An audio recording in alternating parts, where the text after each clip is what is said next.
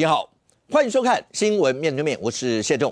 来，一看为你介绍今天要请到的特别来宾，左边第一位，民进党副秘书长何博文，大家好，大家好。政治学教授范志平老师，大家好。时事评论周伟航老师，大家好。右边为您邀请到台北市议员张思高，大家好。资深媒体人邱明玉，五哥好，大家好。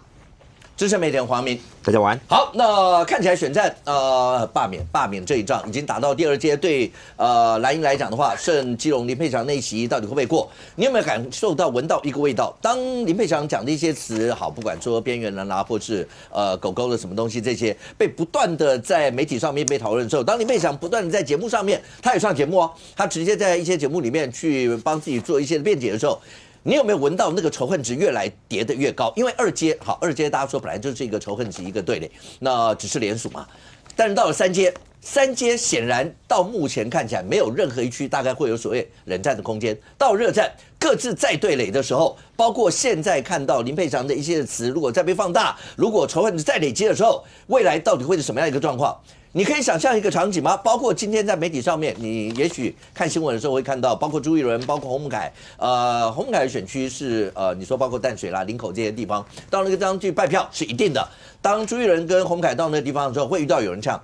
在未来三阶的时候，各阵营大家各自要吹票的时候，会不会都遇到这样一些状况？整个台湾那个仇恨值的堆积，从这一刻开始，尤其从林佩祥这些词，当然有人叫他道歉，有人说连朱一伦，包括前一阵子所出现的死亡联署这些，是不是都要道歉？而这些事情一路再累积下去，到了三阶，你可以想象未来会是怎么样子吗？好，那包括国民党如果要以霸制霸的话，不管是吴思瑶那一区，或是看到像吴佩仪这一区，未来到底会怎么样？那今天思刚跟李先生今天有一个记者会嘛，应该就是两边各自两区。OK， 那对国民党来讲的话，如果要在30或31比几要挂上那个数字的话，这两区到底又会是怎么样？所有这一切来看，好，我们让观众朋友先看一段，就是今天包括朱一伦、洪孟凯在林口扫街的过程，有民众，当然你可以想象那个画面，让你先看一下，来。我告诉你哈，这个只有来考要那个补助像那个别墅，只有来选票的时候才要来到我们林口，然后从来就没有来过林口。来，然后现在叫人家不要投才又来投票哈。谢谢姐，又来了，又来了。其实洪孟凯会被提出罢免，就本身就已经非常荒谬了。不管在林口，不管在淡水，不管在泰山，不管在他的选区可以说是每天勤保。如果台湾用这样无差别待遇，而且是全世界独有民进党独创的，可以执政党来罢免在野党，这不是独裁，什么是独裁？这不是专制，什么是专制？这是只有赖清德做得出来。台湾只要罢绿就要办到底，所以在这种情况之下，我真的觉得它不是寒蝉效应它根本是绿色恐怖。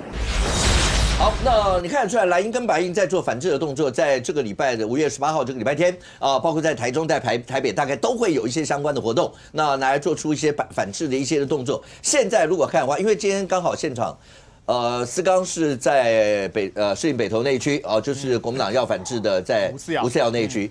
那博文以前也曾经在淡水林口打过仗，是 OK， 就是刚才看到洪孟凯被呛那个林口那个地区。好，大家都跟这个地方有这样一些地缘关系。小玉，第一个来看，我刚刚就讲，你如果从现在你就可以闻得到了三阶，对那个味道，那个仇恨值的那个累积。对，从最近你看林佩祥，对那个边缘人，然后全国35区的霸团会师基隆，对我们基隆再一次感受到全国民众大家的脸光明顶了，好六大门派 OK， 对。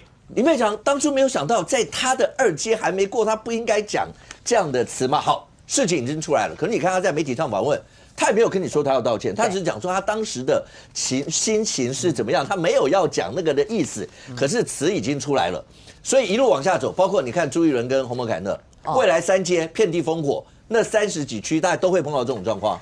我们要用配详体来回答这个问题。Yeah, it's complex. 这样没有？好了，他就是很爱掺杂英文啦，就大罢免大 forever one top person 啊，什么 one top one person， 对 top one person 啦，我们就不是 top one person 了哈。他就是很爱唠英文。那为什么我用这个开就是有点考谁他？因为坦白讲，我们访问过他的几个主持人或是记者啊，都是知道说他是小留学生的背景。是，其实坦白讲，他的中文表达能力真的没有那么好。那这是第一个啦。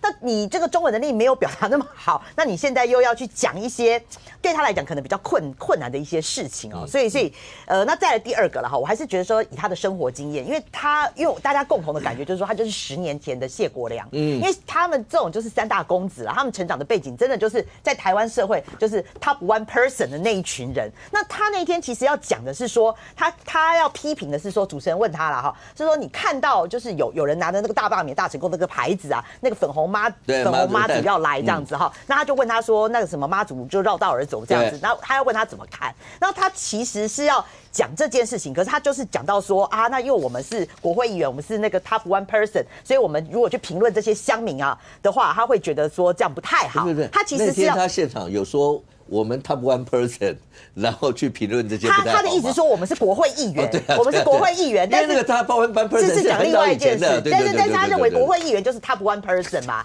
可是他认为说国会议员要去评论这个民众乡民这件事情，他觉得是不好。可是我只能说他中文表达能力就没有那么好，所以他就越讲就越糟，然后就被人家演绎为说他就是说，这些人啊都是社会边缘人，所以你必须要关怀他，要关怀他，而且这些人是想要出风头的。好了，我只能讲说，他昨天又没有被道歉的意思，只是说人家问他，这个主持人问他说，那你最近被延上，那你会后悔，你要道歉吗？就他也没有要道歉，没有要后悔的意思。看起来你已经走到这个路了啦。你说叫他现在突然要道歉，他之前硬了那么久，而且他在每个节目，他最近一直上节目，他每个节目都这样子讲。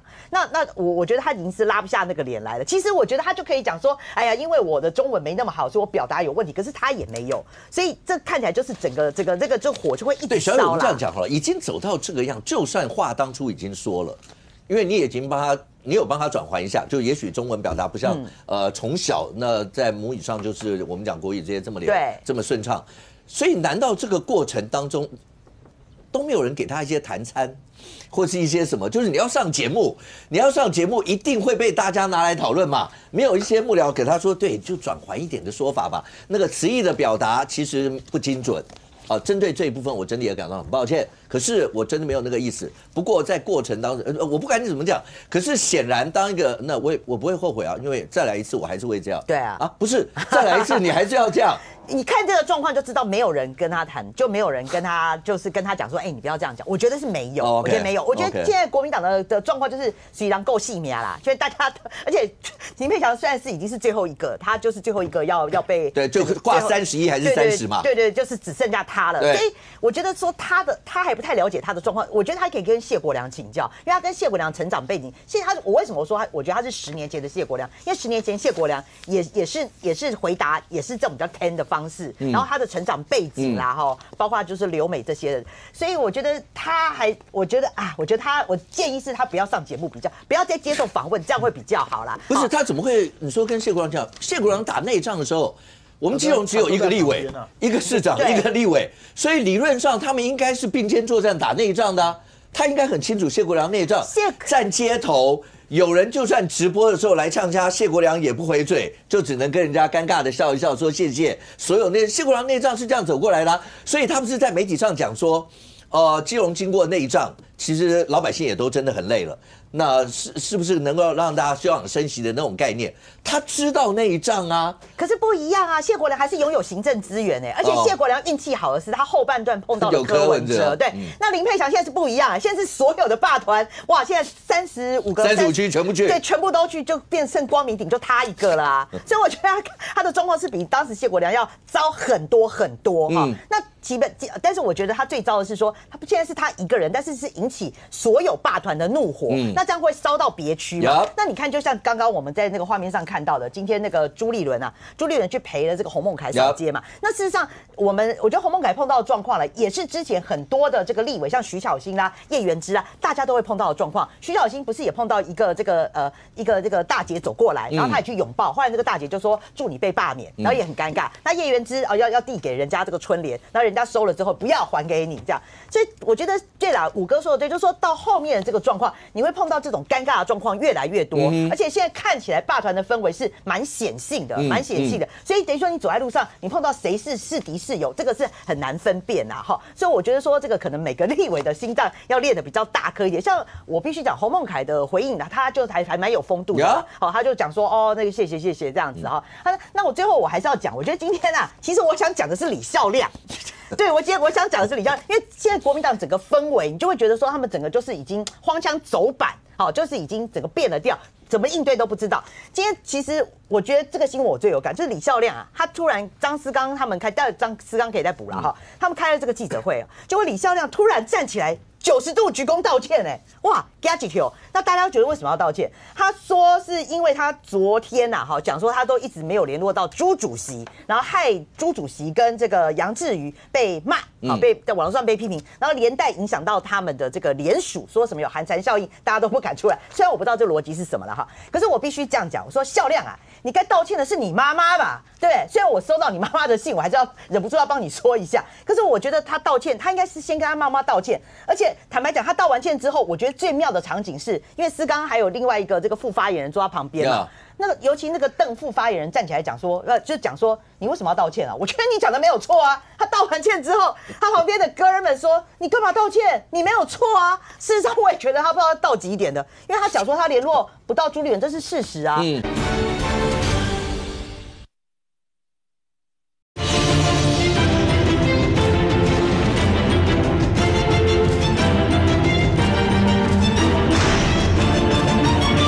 你为什么要道歉啊？我觉得你讲的没有错啊。他道完歉之后，他旁边的哥们说你干嘛道歉？你没有错啊。事实上，我也觉得他不知道道几点的，因为他讲说他联络不到朱立伦，这是事实啊，是应该国民党跟朱立伦跟他道歉吧，因为他坦诚说现在只收到6000多份如果说国民党愿意真的下令的话，他3个议员，你包括钟小平啦、郭昭言啊，跟那个吴志刚，你至少一个人交5000份出来，你不会只有6000份是国民党要跟你道歉而且我最后要讲的是说，像他们昨天不是在议会的那个活动嘛，你们说要这个罢双吴来联署。那真正你们要邀请的应该是李孝亮，他是领衔人吧，就没有请李孝亮李孝亮后来是不请自来，所以我真心觉得说，我觉得国民党从最近的一些这个氛围或者是整个动作看起来的话，我觉得是乱了套了。OK， 来，思刚我们就直接来2个部分，第一个部分。林佩祥那些词对你们来讲的话，会不会也感受到对其他地区会产生一个外扩效应？因为怕仇恨值一直不断累的时候，因为现在不是其他那个30区都一定会过3阶哦，只是讲说如果到130的话，大家为什么要拉130？就是讲说那是个安全门槛。有一些地方，譬如3Q 到现在不理头发的原因，他说因为那个中2是大概109，他说再扣掉可能第一阶段不知道有没有第一阶段的一些趴数在里面，搞不好还不到。但是经过林佩祥这个词，如果一路上在，你看现在所有3、5区霸团都到基隆去，然后喊那个什么我边缘我骄傲，类似这些词，旁边是不是也会被波及？这个波及已经是一头烧了。如果再加上李孝亮，因为你坐旁边，我有看到记者会，你们会不会真的就像那个副发言人一样很压抑？你大哥您道歉是到哪一种？你知道他要道歉吗？不知道，我也觉得很压抑。真的吗？对啊，他一站起来，因为我们今天讲是这个主题，我们讲是说。我们现在就是各地开始收联署站、联署站、收联署书，要进行这个最后冲刺。所以呢，这个手机扫一扫，然后呢显示出各地的联署点，你就可以就近去联署因为每个人上班时间，然后每个人这个联署也是全台湾这样子，全台湾这样这个点，任何点都可以联署呢。这个罢绿委的15个 ，OK。所以今天的主题是这个，而且有一个 APP 你一扫那个一个卡 APP 一扫就可以出现这些题目了。那所以其实。请他来讨论这个，是讲这个。结果他一道歉，你有没有发现整个歪楼到那个地方去了？那后来我跟这个副发言人觉得，我们俩没有使任何眼色，但心里面又觉得这跟今天主题不一样。那再来，你根本也不需要道歉，你有什么好道歉的？朱立伦我也不会去联络他呀，但谁该做什么事情就该做什么事嘛。可是你知道他一道歉。会被小雨，大家第一个道歉，大家会觉得国民党你看被道歉，第一大家会觉得说国民党是逼他道歉，国民党从来没有逼他道歉，国民党没有笨到这个程度。OK， 那就就是说你今天需要什么样的协助？过去黄旅在的时候都会给予协助。然后你需要这个相关的志工帮忙，事实上以我们这个选区来说，都有去编组了，都去编组去，然后有志工在捷运站，有志工在菜市场，就不管今天黄旅有没有在，不管有没有联络到朱立伦，我们就该做的事情目标就一步一步往前走，大家就有这个默契嘛，所以我们这边也不会说我一定要找朱立伦嘛 ，OK， 所以我觉得夏亮不用道歉，那本来在这个过程里面推动本来就没有那么容易。本来就不是说我一出来之后就是大家就是风起云涌，然后这个罢免案就会过，本来就会有波折，政治就是有波折，政治不是吃这个如意饭的，不是那么简单的，一定要一脚一脚一张一张去牵来，这么困，而且在这个这么不对称战争的情况之下，我们要去牵罢绿委。本来就没有那么容易，还有包括一些这个大家心里面心生恐惧啦，怕查水表等等等等。我插一句话，因为刚才最新的讯息是，国民党要罢的，其中有2席，我那时候在节目讲过，2个是在台北双武，另外2个是原住民委员。对，那要罢免原住民有3地原住民委员吴丽华的那一区的国民党的领衔人张方硕，那因为涉及到死亡联署，那屏东地方法院裁定收押禁见。再多一个，对啊，所以就没有那么容易，就是一定会受到很多的这个行政上或者是这个司法检调上面的一个放大检视跟打压嘛，所以夏亮就是大家都支持你啦，都你要有撑住，这个对你人生来说是一个很好的试验，很好的经验。那未来你这一段时间过程，你会觉得你会在这个过程成长很多。每个人在这个过程里面去讲话得罪人很正常啦，我都这么老，我还常得罪人。所以很多时候就是 OK 一下，一笑置之。明天太阳起来，该做的事情还是要做。然后我知道国民党现在在这一区也是加紧帮他忙。OK， 好，你这句话好符合这个图哦。以任，你有听到不？漂亮，你有听到不？满志刚啦，满志刚啦，那他们不是思刚，不是吴志刚，不是吴志刚啦。OK， 但是刚才如果这样讲的话，小雨，思刚讲说他不是被道歉，我不觉得对啊，因为他真的没有被道歉，因为。你真的去跟他讲，那他就是很天呐，他就是很真讲，那一定会没有人会去讲这个事情，没有人笨到这个程度啦。所以他说是因为他害这个朱立伦跟思刚，你这样不就讲吴孝亮很笨？没有说被道歉啊，没有去要他道歉这件事情。OK。可是好，思刚，对你从孝亮这个表现，然后再讲，包括刚才讲说像林佩祥也让大家跌破眼镜，就是你在这个节骨眼上。讲这些词干什么？小玉刚的说法，某种程度算帮他转圜一点，就是因为他的从小就在国外留学或什么，也许中文表达。可是你就算这个理由出来，很多人听了，你叫罢团那35区的罢团的人，现在集结在基隆的，就讲围攻光明顶的，你也听起来心里会讲好。如果照小玉的形容，现在叫围攻光明顶，你们的亲义福王在哪？啊？对啊，你们个白眉鹰王、亲义福王，你们秦王之师五行阵在哪里？你们的人呢？我觉得林佩祥这个就基本上就是一个就擦枪走火，不应该发生的事情，不需要发生的事情。那我也许他今天为什么会讲这个，我们就不去讲那个，不去深究他背后理由。事情既然发生了，有些事情还是要去做一些转换，还是要做一些转换，因为你做的是。政治是你做的是政治，很多事情就是会意外出现，赶快危机处理。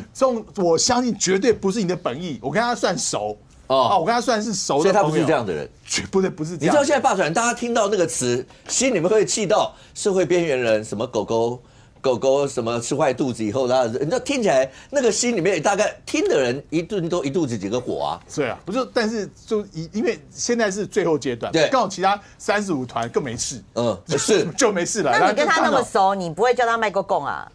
我们昨天我也在节目上才发现这件事情，已经来不及了。什么 ？OK， 已经来不及了。OK， 所以就是说，既然现在的情况就是大家要把那个2阶到3阶之间的这一段时间把它冷却期下来，你不要去这个加柴添火。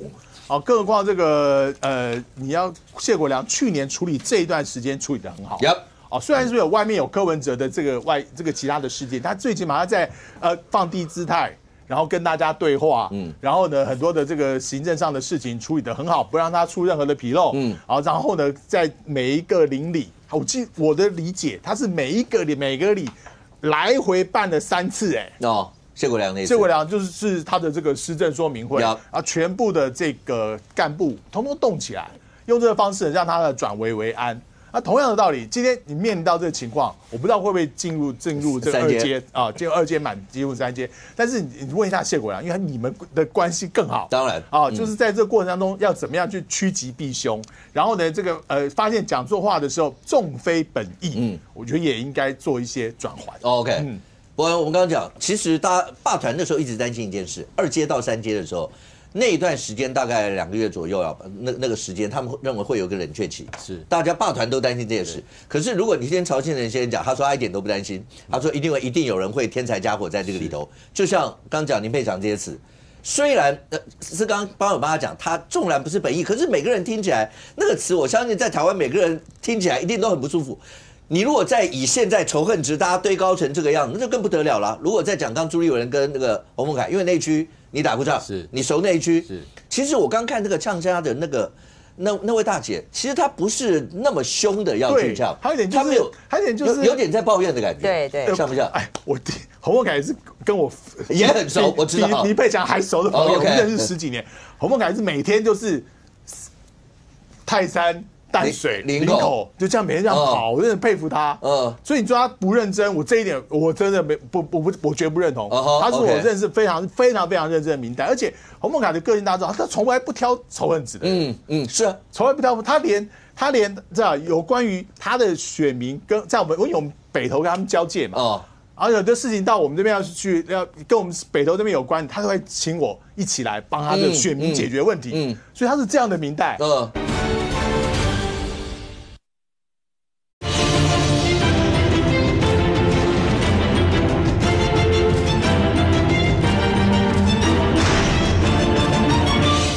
他都会请我一起来帮他的选民解决问题，所以他是这样的民代。所以你说他是什么不来，我这点我不相信。那我就在家，你有没有听到朱一伦刚讲？是连洪孟凯这样的人，你们都要骂他，只有赖清德会这样干，这不叫专制，这不叫独裁吗？这词又出来了。我觉得这个朱立伦他每次都用大骂民进党来安慰自己，好像民进党成了这个国民党的安慰剂。我觉得如果能够达到这个镇静他的这个精神效果，我觉得也就算了哈。但是我觉得一般民众对于党主席讲那话是不能接受。我先从林佩祥开始讲。林佩祥这件事情，大家千万不要觉得这是小事。我认为这是映射他内心非常不当邪恶的那一面。我举例来讲，你怎么可以？因为你要知道，这些人不管他支持你反对你，他都是你的选民，他都是基隆市民。是好。你今天担任一个立委，你被罢，你坦白讲，你自己就应该要深切检讨。结果他竟然说，这些要罢他的人都是社会边缘人。社会边缘人的里面就涵盖了歧视阶级。所以显然他内心就有这么一块。这样的人在民主社会当民意代表，我认为很危险。第二个，他甚至口不择言的讲到一句话，他说他觉得这个就很像狗狗吃坏肚子拉出来的东西。这是摆明在骂人，用脏话骂人呢。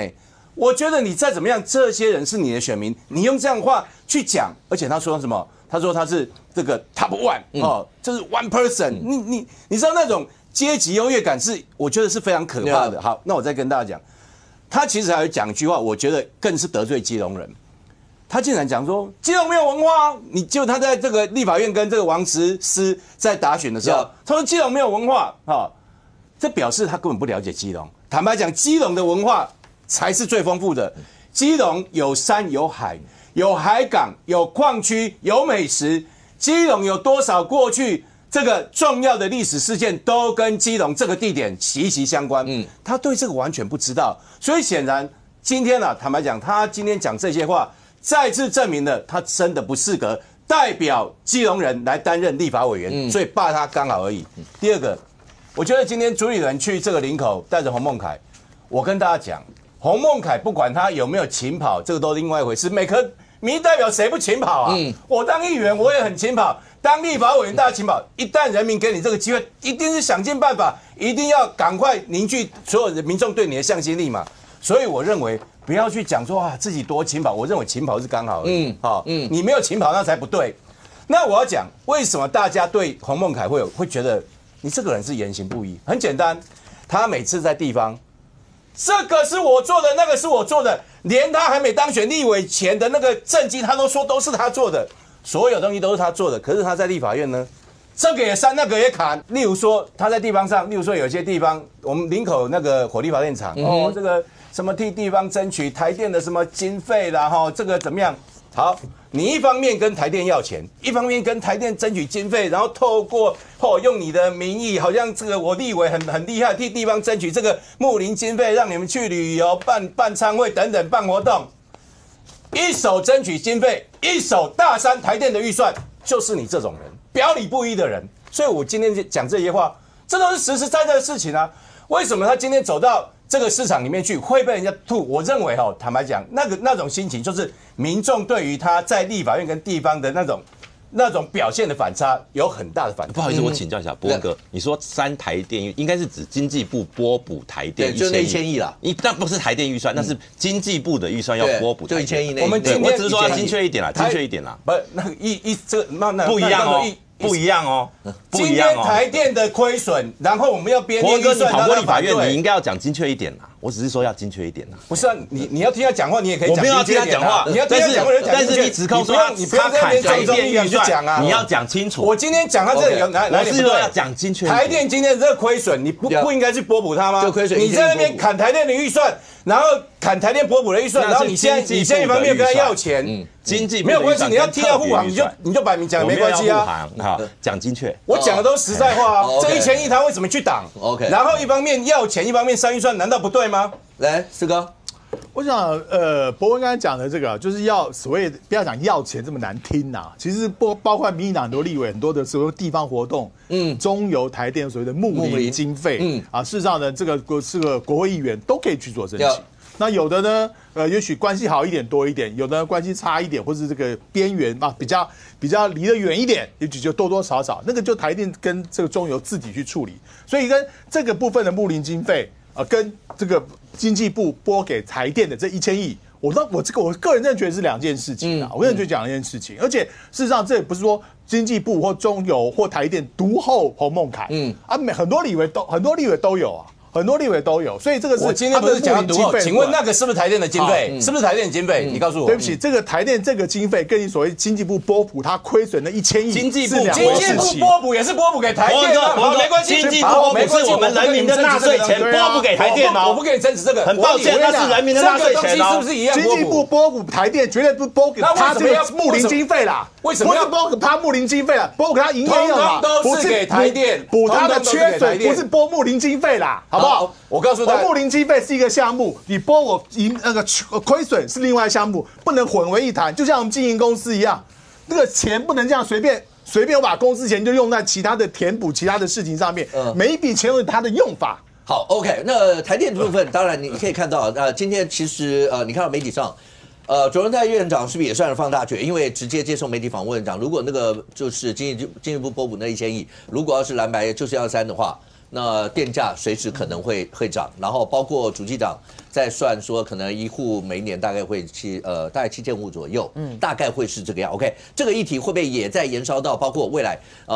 因为大家都在算嘛，4月、5月、6月电价涨不涨？然后大家都在看这一段。可是现在看起来的话，我刚讲的好，来，既然这样的话，波基来。从刚讲的仇恨值一路这样下来不可能往下歇吧，只会越来越高，一路跌上去。好，包括朱立伦今天讲的空战、陆战，所有东西国民党全部都下去支援，不管销量根本不需要道歉，他下去支援所有这些。可是国民党在各地方会不会面临到就是30区吧，或者30亿，你不知道基隆那区会不会进来？每个地区这边给你蹦一个，那边给你蹦一个，中央根本不知道你们大家到底会蹦什么东西出来啊？他现在到底该怎么办？现在国民党非常麻烦，非常麻烦。那包括刚刚讲到那个销量，他这个道歉我在我看来，我也觉得莫名其妙。是啊，就是说，哇，他在国民党的场子跟国民党道歉，对，这给人家一个什么讯号？如果今天我是朱立伦幕僚，我会在昨天第一时间就由他直接到那个孝亮的总部去找他，就朱立伦出现在那。结果昨天我看到新闻是杨智瑜说找我也可以，不是啊，人家讲的是人家要的是党中央的支持嘛。如果今天大家如果还记得当初罢免，不管是吴沛忆、吴思瑶，那时候双罢这个罢双吴的总部，那时候成立的时候，媒体都是用什么称呼？国民党青年军。结果其中一个领先人在被司法这个弄了一轮之后，他出来说我们联络不到朱立伦主席。这给人什么丢包？好，结果呢讲完之后呢，他还要到党中央去道歉。对。我说这个很难堪啦，这个朱主席赶快危机处理，因为我还怎么危机处理？他都已经道歉了，不是那朱主席怎么办？不是这个我觉得赶快合体吧。两个人出现在一起，朱主席到那个是中正万华区去当罢免志工嘛，对不对？就做一天嘛，一日志工有什么问题吗？然后呢，让孝亮跟他这个一起去拼嘛。我觉得这个最简单的东西，难道幕僚都不会想到吗？这第一个。第二个，我们刚刚讲到说，当然现在比如说像刚刚讲到林佩祥这些案例，对，现在林佩祥是刚刚也讲到全国剩他一个，是，就是说罢蓝委的部分，他现在在享受 Thank you 当初的，对，因为剩一个礼拜，剩一个礼拜的时间可以去做联署。那他这个时间，所有的罢团全部，我必须说，他现在有一举一动，就是所有的罢团、所有的志工都在看他，你讲什么，你说什么，我们可以思考一个概念，比如说这3个月来，你有没有印象谢依凤讲了什么？你有没有印象陈超明讲了什么？然后徐信颖讲了什么？邱正军可能那个罢团地方罢团还有说什么他来怎么找我麻烦什么的，但是你注意看，有好几个为什么第2阶段不会过？那4个没过的几乎没讲什么话。其实第一方面他们的全国知名度也低啦，二方面他们的仇恨值本来也低。那像林佩祥本来仇恨值不高，是，可是尤其像基隆去年因为罢免没过，所以其实这一区本来对罢免来讲是会不容易的。可是呢，林佩祥其实他私下也都讲说他有做好要进入到第3阶段的准备。可是他这一段时间，我必须说他的这些讲话确实会让他的仇恨值拉高很多。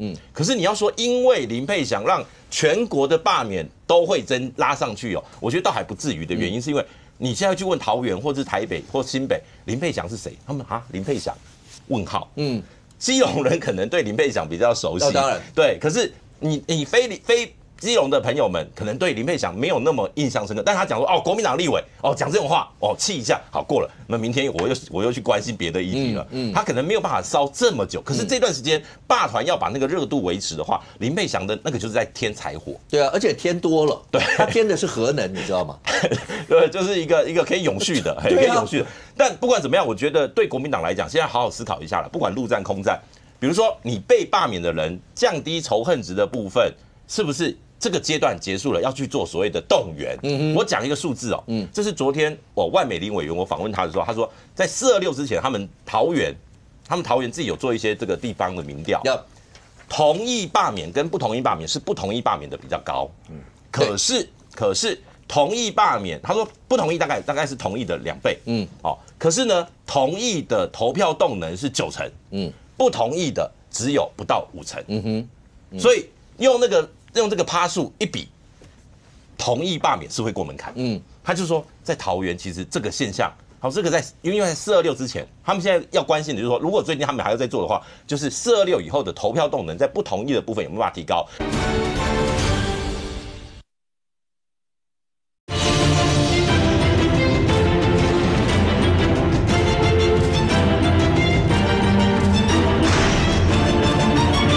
他就说，在桃园其实这个现象，这个因为在426之前，他们现在要关心的就是说，如果最近他们还要再做的话，就是426以后的投票动能在不同意的部分有没有办法提高，而这就是现在国民党，尤其朱主席他现在的功课就是在这个。OK， 不过现在看起来，如果一路这样往下走，我想说林佩祥这次我刚刚讲，他添的柴火可能是核能级的，是，而这一路往下走的话。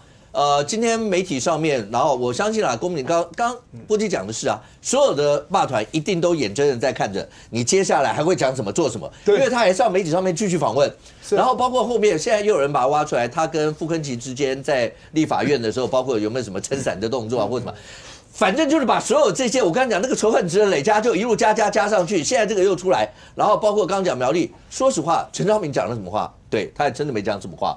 那邱正军只是前一阵子有说有没有去看那个霸团到底谁来霸我啦，还是什么这样一些新闻。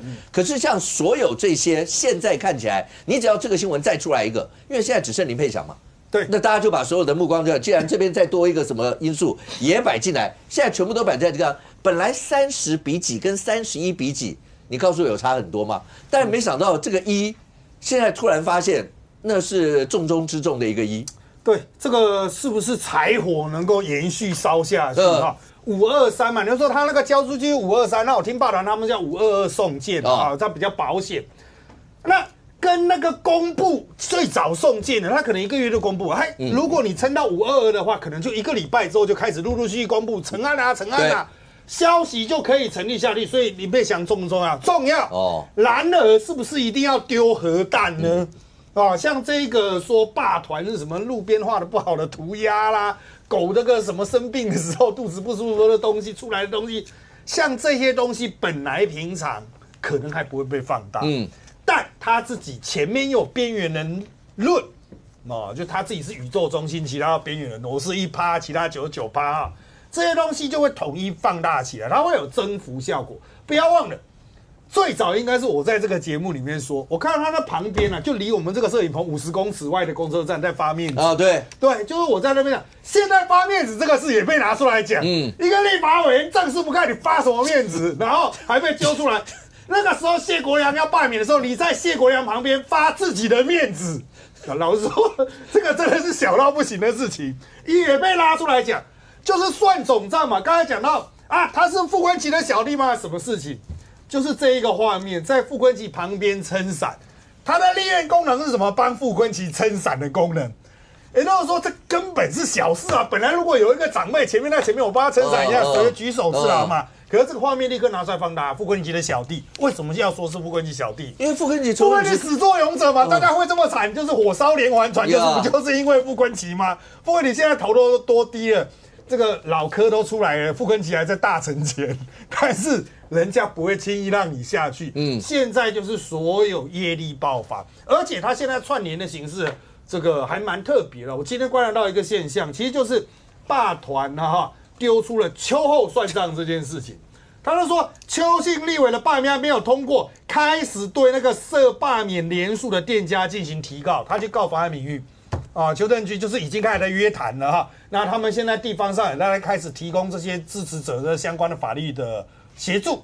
那除了这个之外呢，昨天地方上也传出来了，就是要继续去罢免曾文学罢免曾文学的东西要持续。但是因为中东锦很快就出来讲，就是说这个偏绿议员的就通通都不要了地方上不要有这个。其实这有一个学问就是邱正军跟曾文学一定有仇，因为这两个就是选立委拼过一次，罢免又拼过一次，一定有仇啦。但是曾文学的地盘是这个中东锦的地盘所以是中东锦讲的算数，不是你邱正军讲的算数，这毕竟是地方派系。但这件事情它发生在苗栗乡下，理论上就是苗栗人会有一些愤慨，过去是这样，可是这现在不一样这个事情是全台湾都在关注。人家讲说，你看国民党的，你看如果没有把他罢掉，会找你算账，然后连到谁？林佩祥。如果没有把他罢掉，哇，他家里这么有钱，他就跑来告你这些家伙，你都走吃不完兜着走。这个所有东西都串起来，火烧连环船、地图炮、大面积轰炸，这个就是现在罢免的玩法。好，讲到这个，因为现在包括林佩祥让他坐在那边一直讲李孝亮这样子的表现，这都是朱立伦路线。朱立伦当党主席，这个党长这个样子。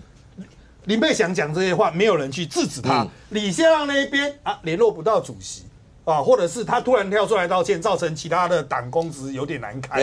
好，这样的就是在朱立伦的麾下。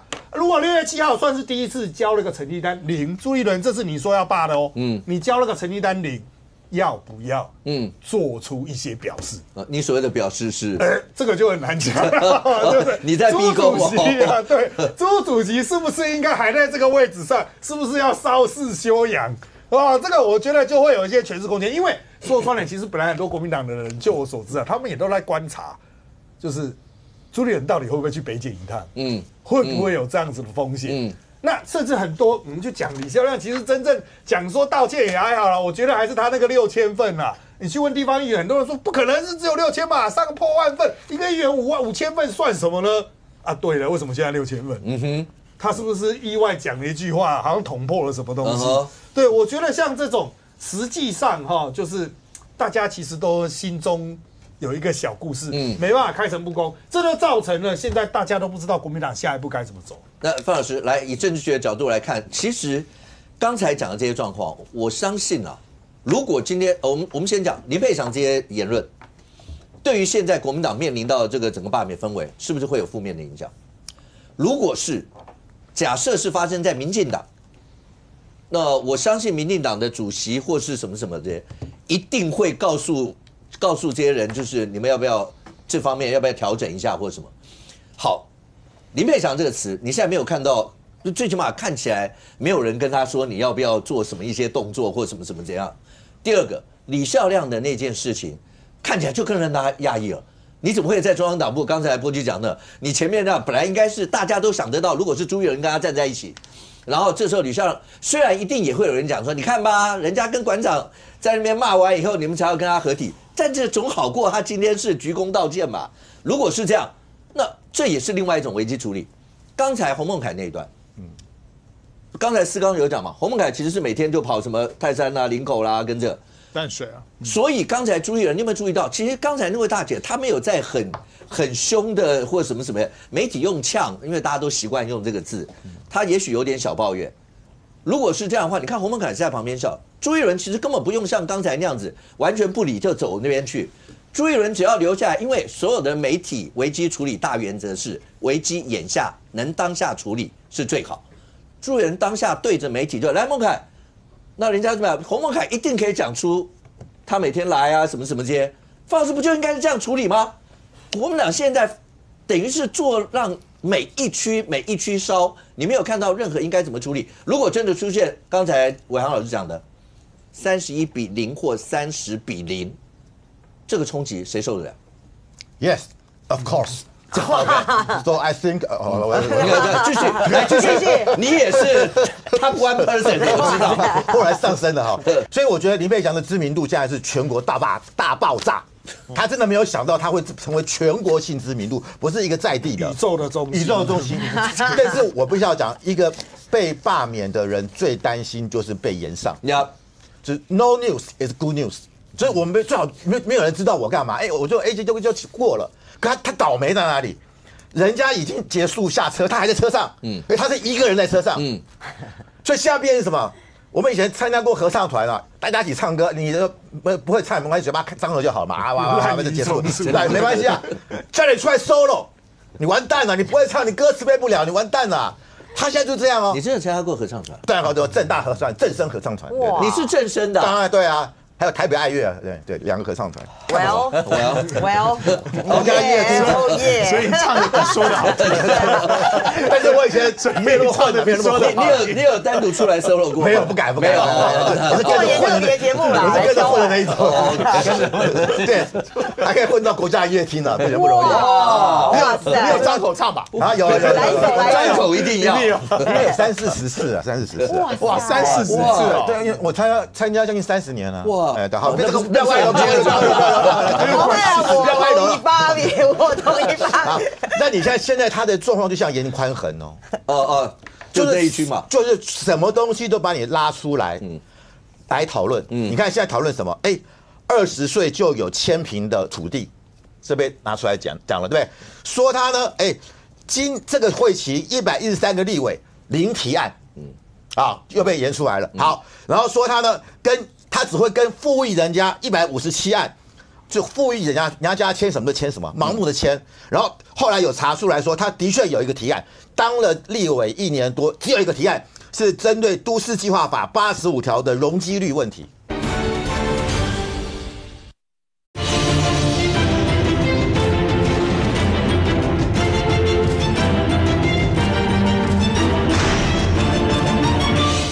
后来有查出来说，他的确有一个提案，当了立委1年多，只有一个提案是针对都市计划法85条的容积率问题。又被人家找到了。那你家里在基隆有那么多的土地，你自己有签名土地，你是不是在独厚自己呢？好，然后又说他出席率只有63%，跟一般的立委85%少了很多，一件一件被人家抽丝剥茧。所以我必须要讲，现在这个林佩祥为什么逃不了他修？因为很多事情被人家一一检视，然后再加上那些口误啊，然后大家说他为什么会这么的精英，好像觉得自己很了不起？你有什么条件呢？你说柯文哲人家好歹是台大医学院，这个所以人家有黄国昌，人家是孔奈尔大学的这个法学博士，他是博士，他说拉文大学，我真的没听过美国什么拉文大学，但大家会觉得，那你到底在骄傲什么呢？就是你爸爸是林水木，当过2任市长，因为你妈妈是这个徐少平。从当立委当了21年，从这个1995年选到2008年当了13年，后来又马英九提名当2届不分区，整整21，所以你们家就你是咬着金汤匙出生，所以你没吃过什么苦啊！你之前2008年选上市议员，然后就当了基隆市的副议长，然后2022年连任。然后2024年选上立委，你一路就是这么顺遂，然后你说你精英自尊，然后别人都是社会边缘人，这种相对剥夺感就会很深。所以我觉得他真的蛮倒霉的，他本来真的不会被关注，他现在变成一个人跑步，然后大家都拿了码表帮你计时。那第二个什么麻烦？就我觉得现在的气氛跟去年谢国良是完全不同。现在也已经变成什么天下围城哦。因为现在各个这个双北桃园霸团全部都去了，全部都不去，没事干，然后就看到你一个硕果仅存的，而且我们现在已经30个人过2阶，再多一个，以这个报那个4个人没过的之耻，那4个什么谢依凤你们那几个没过，大家已经很不爽了。结果现在呢，就把所有的要求，就所有的这个目标全部就放在林佩贤身上。所以你看昨天连谁都去了，曹兴诚都去了。曹兴诚昨天站在战车上扫街，你什么时候看过曹兴诚站过战车？他人生第一次，但我觉得他那个司机应该蛮紧张的如果发生什么事情赔不起啊，这个千亿大富豪，对，但是表示连这个他都已经到这个都已经去了之后，那整个的霸团，我敢保证这个礼拜基隆街头巷尾都是霸团。你还记得去年谢国良那时候霸团？其实很孤单的，他们甚至是没有地方可以联署哦，跑到2楼，他们联署站在这个公寓的2楼，要找半天。现在遍地开花，所以我真的觉得谢国良到5月21号这一天到现在为止，还有将近好几天哦，大概快1个礼拜，快1个礼拜哦，这1个礼拜会改变谢国良的命运。所以我觉得以目前他的这个仇恨值不断增加的情况之下，他进入2阶的可能性。3阶第2阶，现在是第2阶，现在2阶结束，要过2阶的可能性很大，然后直接迈向3阶，所以我会觉得就是说，以目前来讲，目前来讲这个看起来林佩祥他好像也没有什么办法，坐困愁城，然后拼命上节目的结果呢，就会越来越引爆更多大家对他的批评。所以我真的觉得他现在应该真的要暂时这个躲起来了。不过现在我们先讲，刚刚范老师讲对，是个，你们现在刚才伟航老师讲那个数字会不会很震撼？如果万一真的出现30-0或31-0，因为现在看起来最重要、还有可能的2区，就1区就你们这边，虽然你们还那个领先人不见了，然后再来就是吴佩仪那区嘛。我知道你们现在还在努力，想要尽量能够过这些，所以刚才还有包括联署站这些。你对于你们这一区能够过有几成的把握？或是再换一个角度讲，当面临到好了，不管是30-0、31-0或30-2、31-2，蓝营现在面临这个的时候，我那天听蓝营的朋友有人讲说，未来就是联合作战，包括台北5区联合作战，新北是5区还是6区，然后全部联合作战。你们现在是要用这样的模式，希望在第3阶能够挺得过去吗？当然在这个战法上面呢，第一个一定要是联合作战，相互支援呐，然后避免不要出现某一区出现一个破口，然后就不要随便讲话。对。然后我觉得台北市这边已经动起来了。我们自己在台北比较多啦，比如说在赖士葆那边，然后徐巧芯、王宏威那边，现在就是一个里的来办说明会。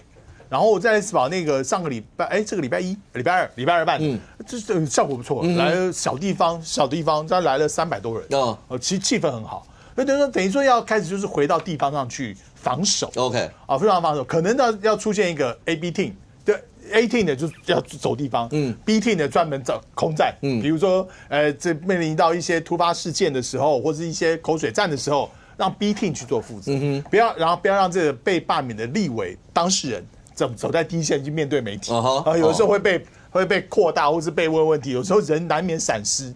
这个时候会出现一些讲话可能是会被扩大解释，所以我觉得要有一个比较紧密的作战。那至于说什么几比几那个，我觉得如果当然希望能够至少台北市这边能够出现一个全国性瞩目的2个区第1选区跟第5选区，那我们还是在持续努力那如果说万一出现这个情况，我要觉得那个就有不同的打法。那更何况在这个联署过程中，我是很坦白讲啦，就是一般民众的寒蝉效应是有的，特别是有一些退休的朋友，他们怕被查，然后还有一些家里面如果有人在军公教机关上班，也怕他查，特别是最近不是连你过什么大陆关系等等都在查的情况下，我觉得对于大家来说是有个效应。再来有一些中小企业主他怕什么查税，他怕查税，所以我就告诉他们说我们人越多联署，你越不可能查到你。但是大家还是心里会怕，还是心里会怕。所以你们觉得这都是赖清德？我觉得就是对，就造成一个民进党就让这些的气氛，让大家的联署出现了质疑。这是我们在现场所看到面临的情况。伯恩一样，这个寒蝉效应，你一定最近这一阵都听到是这样，就是因为朱立伦直接从他口中说出，就是赖清德，然后叫检调，甚或国民党的一些朋友有人喊到“鹰犬”这个词都出来了。所以这些真的像今天屏东地院裁定那个就是屏东那区吴丽华那个李先生一样12进店，所以你可以想象这2天国民党朋友一定就把这个再拿出来，你看吧，就是要逼得我们大家全部都封口封手，就是不敢动。不是，你看到现在为止没有听到国民党不管是朱立伦以下所有的党公子也好，没有人为国民党的这种违法的死人联署、往生联署，或者是这种莫名其妙的这种违法联署，这么庞大而且是集体性的这样的状况，道歉一个字，一个字都没有，错都没有，不用说对不起就这个都没有，所以我觉得这是很遗憾。那第二个，其实我本来不太想讲，因为这个讲有点在提供给国民党思考。我觉得国民党其实没有跳出那个框架，国民党还在，例如说他可能还在那种过去原始时代在看现在的政治，其实现在的政治是一个民主大联盟的概念，不是蓝绿对决。我真的跟大家，也许他觉得你看你们又在鬼扯，都是你们民进党，都是你们民进党。OK， 我觉得他们如果永远维持这种思维，他们现在是不是应该就是在打蓝绿对决，就把赖清德拉出来啊？但是这是完全错误。第一个，好，我在讲到刚刚司法那一块了，这个我之前跟武哥讲过，就是说，其实如果说真的如国民党所指控，这个背后黑手，明天指挥那个要求那个。我跟大家讲，你可以去看看整个检调体系。我们摸着良心讲，整个检调体系、司法体系这么绿吗？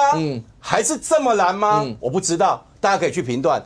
如果说真的民进党有介入政治力介入干预，例如说要求检察官你非办不可，或者说检察官明明这个根本就不用声押，然后法官说这个不用声押，不行，你非要声押不可。假设一件就好，你具体如果真的有这么集体式的这种对司法的施压，我坦白讲，早就已经爆出来了，早就里面不知道是已经丢多少黑资料出来了，有可能说到现在为止，就是检调一直查，然后你们一直骂说司法施压，可是司法人员没有任何一个丢什么黑资料或者具名指控都没有，所以我觉得国民党不要再笨了，不要再傻了，不要老是一直往这边钻，真正在施压司法的其实就是国民党了。在立法院直接针对个案质询，在地检署外面抗议。好，那我要讲什么叫民主大联盟的概念？大家以为这次例如说我现在跟大家分析一下，这次有大概如果加林佩强31席那如果达成率120%以上，我认为2阶要过基本上比较没有问题但是120%以下，我现在是比较保守的说，121%以下，我认为就是说，如果比较危险的话，大概大概有9区要补件。OK， 好，那你说不管是这个20几席，好，假设2阶过20几席，然后到3阶有20几席要拼这个补选，不见得是这个这个罢掉之后，就是民进党的上去。国民党假设真的能够深切反省，假设能够面对民意，假设他们推出比较正常的人选，改变整个国会结构，那也许这个补选的席次，搞不好国民党也有不错的这个掌握，也不一定啊。所以重点是，民众其实这段时间也在观察国民党，就说这段时间面对国民党的种种的一些让民众觉得很摇头的事情，他们有没有一些反省？我举例来讲，例如说像这个真的不要说台湾都觉得觉得很丢脸。全世界各国都在指责，例如说，把这个纳粹希特勒的这个图像，那个是惨到不能惨。因为我看过好多这一系列的电影，我每次看到我真的泪流满面。这种残害犹太人的这样的一个纳粹的残暴式的这样的一个独裁的政权，你们国民党有年轻人做这样的事情，去歌颂、去宣扬它，全世界所有几乎很多国家都已经指责你们，可是到目前为止，你们没有道歉一句。你们的年轻人那位叫宋建良，你们的党员到现在有没有受任何的处分？没有，甚至搞不好国民党都还保护着他。那我的意思说，那大家都可以比较，相较于我们这个敝党，我们例如说，好，这个有一些这个被渗透共谍啦，什么匪谍被渗透，被骂得要死，不用大家骂，我们第一时间。甚至在休假日，地方党部都受不了，立刻开临时执委会、评委会，立刻要求开除党籍。因为这种事情在第一个严重伤害党誉之外，而且我们没有办法接受。所以你想想看，我们面对这个相关的重要的一些事件的处理是两种不同的标准。所以我到现在我还看到这个朱立伦主席，如果真的骂民进党骂得这么振振有词，这么的铿锵有力，他觉得这么的正义凛然。他不用到市议会，还要被记者追麦追着要跑到地下室停车场。他不用遇到人家稍微讲两句话他就走。我跟大家讲，每一个政治人物在外面难免，因为台湾是一个多元社会嘛。我相信我会遇到思刚，也会遇到所有政治人物都一定会遇到有人跟你呛虾。我面对呛虾，其实坦白讲，我们就是理性以对。为什么？只要他不是 K 卡挡球，只要他不是动手动脚，什么吐口水，这个我就觉得就笑笑的，然后接受他啊，虚心接受你的建议这样就好了。你也不用觉得什么我要立刻要躲到哪个地方。但是我认为朱立伦他被呛怕了，包括他在国父纪念馆那个时候被呛到说你当党主席都没有用啦，输了3次。我认为朱立伦他是被呛怕，可是朱立伦被呛怕，他没有真正仔细去反省、去思考说到底问题在哪里。他继续去维持，甚至走更深蓝的路线。我跟大家讲，我跟大家讲，这是民主大联盟的概念。这个国民党最好是不要相信，因为我认为我今天讲这个话，如果国民党听进去的话，对本党未来发展不见得是好，因为表示他们彻悟了。可是我看到他们党主席的这样的一个表现，我认为他是没有看透这一点。OK， 这个朱立伦主席需要代表国民党针对包括那些所谓死亡联署，要公开道歉吗？刚刚讲到说，对于人来讲的话，现在真的是蓝绿对决以后就能够解决掉这些问题吗？还是你们不知道地方的民意？刚才伯恩的意思就讲说，现在根本不是在回到蓝绿对决的时代，是吗？我不太懂所谓回到蓝绿对决或不回到蓝绿对决这件事情事实上，最后你投票的时候还是进入蓝绿对决，你还是蓝绿为两个主要的政党来去做驱动社会投票的动力嘛。不可能说我今天民进党突然角色抽离，在第3阶段的时候，他完全没有任何角色，让公民团体自己去催大家投票。我想在过去这段时间也看到很多绿营的民代也是跳出来帮忙做联署嘛，但是这个东西就不必再去说这是什么公民团体，我们在幕后负责。我觉得这个都不要再去讲这个了，不要再讲进阶版，因为这样要收费了。如果要再讲进阶版，那所以我就觉得这个不用再讲了，就是基本上你到后面一定是蓝绿主体那所以就蓝绿这部分谁能够来说服中间选民？你说最后会不会过或不过？那就中间选民就投票，因为你来绿营的绿营的这些同温层的朋友，他投票的意志一定比较高，一定比较高，一定啊。那个波基刚刚讲那个数字，你可以看几乎所有的民调出来，到目前为止啦，大概反对罢免的跟赞成罢免的，还是反对罢免的比较多。可是你把那个投票率，就是那个积极表态去投的1成，我在节目已经举了800次例子了，就算是6比4。6比4都已经有点，搞不好还有7比3都有。好，就算6比4，可是6成反对，4成赞成。可是那4成刚讲有9成愿意出来投，那就是3乘6。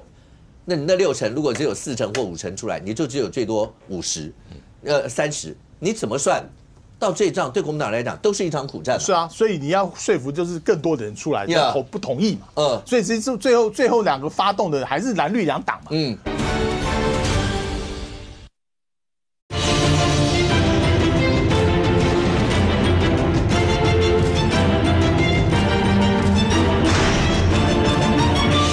你怎么算？到这一仗对国民党来讲都是一场苦战。是啊，所以你要说服就是更多的人出来不同意嘛。所以其实最后2个发动的还是蓝绿2党嘛。所以这也不是什么超越这些蓝绿2党。可是我刚刚讲说司法系统他们根本不可能手进得去，那要不然的话一定会有他胜过我不知道。伯文的意思是说，是不是蓝的还比绿的？如果偏蓝的搞比偏绿的多。国民党司法系统进得去吗？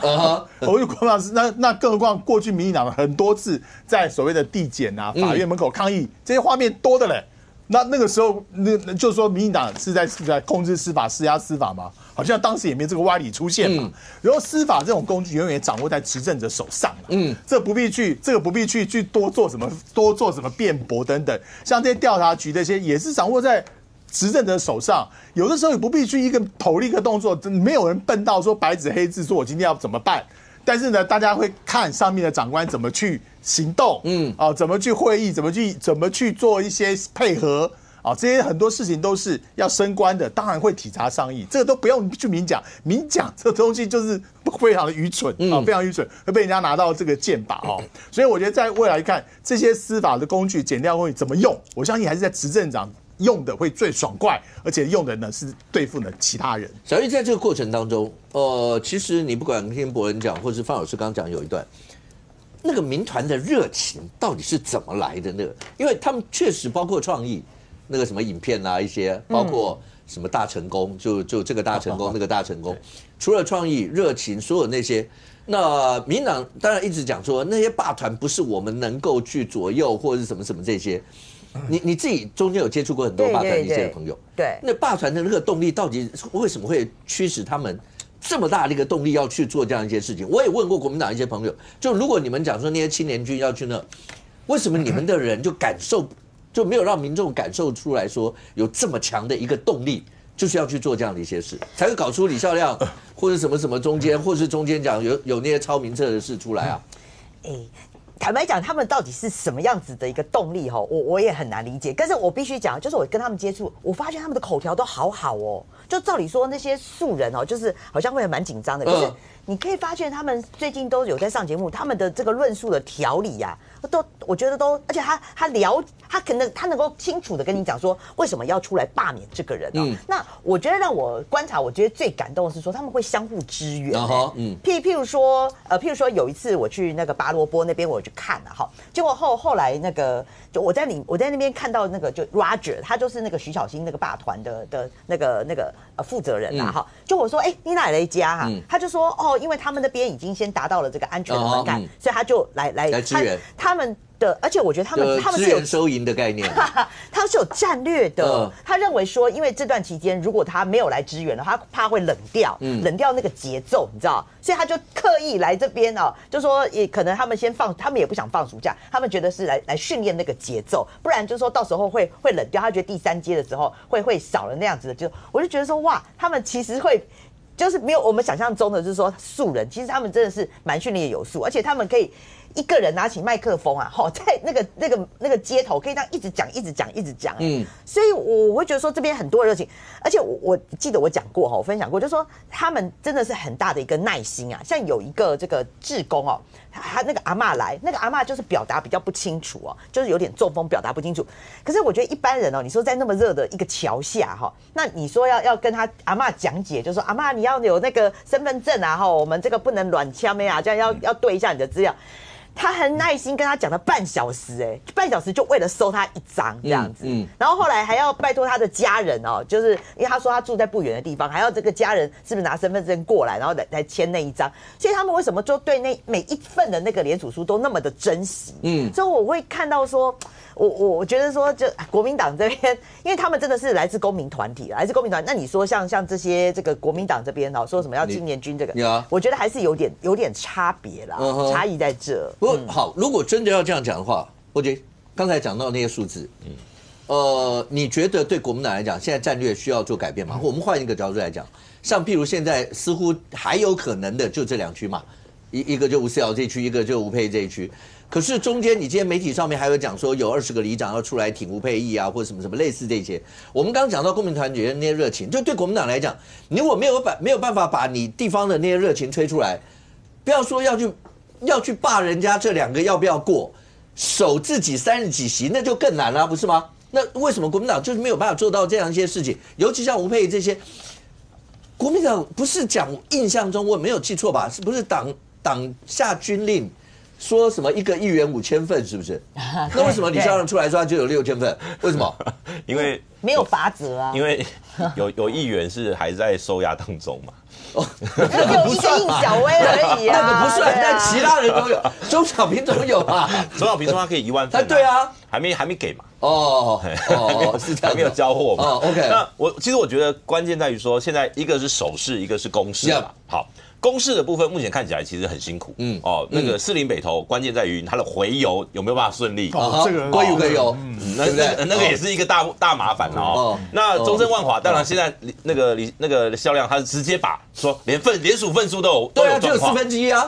好，那不管是哪一个它这种所谓的公示。像我刚刚看到直播那个，像杨志宇他们已经跑去中正万华参与，当联署志工了。朱立伦还没去哈？还没看到，不知道等一下会不会突然出现，不知道。但我刚刚看直播，他们已经在摆摊了。好，那我说红豆饼，就是说国民党的这个能量，你没有放进去的，你没有全力放的话，我认为要成功的难度就很高。你要知道是因为第一个，这些选区它不是绝对的蓝军优势。吴思瑶也好，吴佩益也罢，当初吴佩益这一区要罢免林昶佐也没过，所以这一区你说要蓝军可以宰制，没有那么容易。蓝军的很多人都说啊，吴佩益一定罢免的成功，我一直都说还早，而且其中还有一个最关键因素，刚刚讲到的小平哥，当他小平哥拿了1万份出来的时候，你要知道这礼拜6馆长要在万华这个选区要去站台支持。这个罢免吴佩益OK， 馆长他是民众党里面很重要的一件领袖，象征的就是蓝白这2个力量要汇合。因为李孝亮去找这个馆长上节目，他最后就让馆长愿意去支持嘛。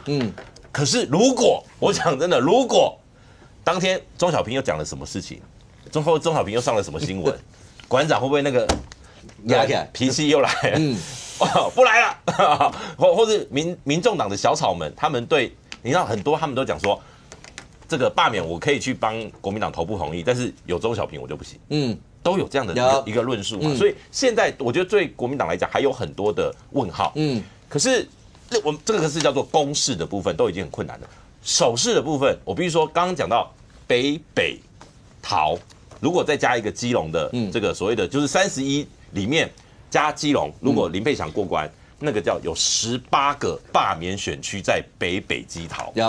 31个里面有18个在北基桃，你说这个叫做指导你的大本营，蓝军2026的大本营全部用大罢免先轰炸一遍，然后呢，到时候2026如果你有罢免成功的，2026你不管是蒋万安，不管是张善政，不管是侯友宜，乃至于要接办的，不管是刘和然还是李四川，都很困难，所以对罢团来讲。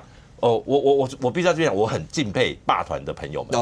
因为我看过他们联署，我甚至我去那个连锁的超市买东西门口就有罢团小蜜蜂就在那边一个一个堵。我是很佩服的。我说这种能量，对，那国民党有没有思考过？为什么你没有办法有这样的能量？是啊，支持者是啊。对，这是我一直问的一个问题，为什么？这就像民众党搞不好也有民众党搞不好也有一群人，你看他们不管，即便是要营救柯文哲也好或怎么样，他们都有很多志工，什么扛阿北有没有？可是国民党很长期，他们比较少这种所谓的主动性，用比较是有一点那个叫很热血，我们用那种年轻人的词汇，很热血，我不计代价，我就是要去支持一件很热血的事情。我觉得对国民党来讲，他们有点太务实，就长期他的性格就是务实。就是我先考量，比如说我出来投这一票，对我有什么好处，然后或者说有便当，有背心，有什么，我先考量有什么，我再来决定要做下一步。可是对于很多比如说公民团体、年轻人或什么，他们觉得他要做的这件事情是正义，是对的事情，他就去努力。所以我还是觉得回到，如果那个反罢免这个能量哦，国民党得要思考一下，你要怎么点燃你支持者的热情。就回到这个课题是国民党现在叫必修课。你这个课题你被当掉，很抱歉，你国民党接下来就是不只是司法那边很麻烦，你这个那个支持者没有热情这件事情，会让你未来是会越来越缩小的。范老师，刚才讲到的是就支持者热情为什么吹不出来这一块，相对来讲的话，我就讲如果就算你说最后是30-0跟31-0，本来以为只是那个0，没有，如果你把司法被侦办的那些大伤的全部摆进去，那应该是比负的喽。就是你弄人家没弄成，结果自己还搞成是这个样子。那现在被大家讲的就讲说是啊，容易啊，反正民政系统拿来用就结束啦，名单拿来抄就被拿成像这样的一个笑柄。对国民党来讲，那为什么会被搞成是这样的一些的状况？而且现在司法案件还没有办完呢，党中央会不会被冲？朱立伦要不要去北检还不知道哦。党中央，我认为这个机会是越来越大了。